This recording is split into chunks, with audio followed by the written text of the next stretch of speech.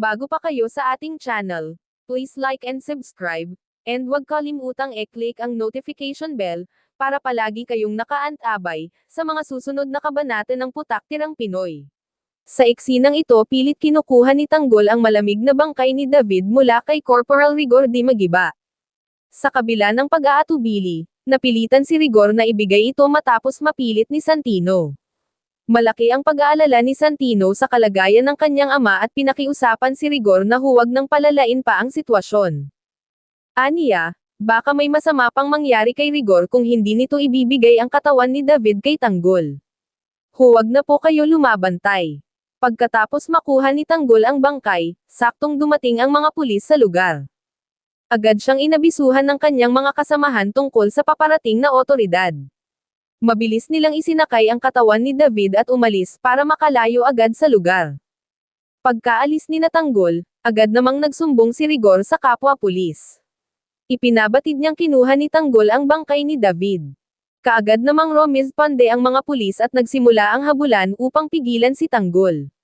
Habang nasa gitna ng kalsada, napansin ang grupo ni Tanggol na sinusundan na sila.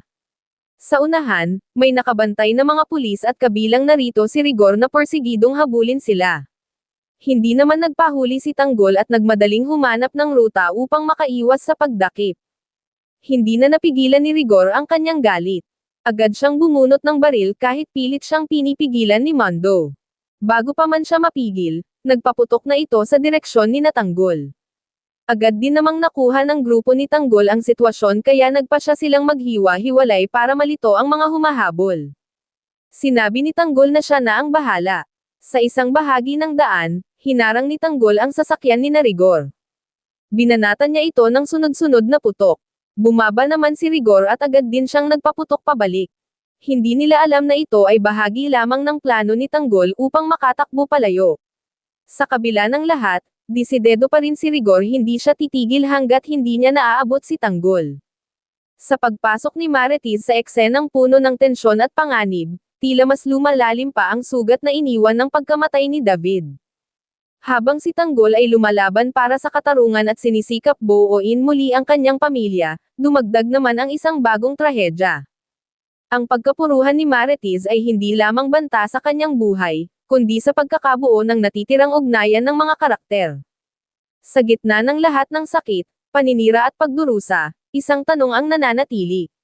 Hanggang saan ang kayang gawin ng isang anak, kapatid at ama para sa katarungan?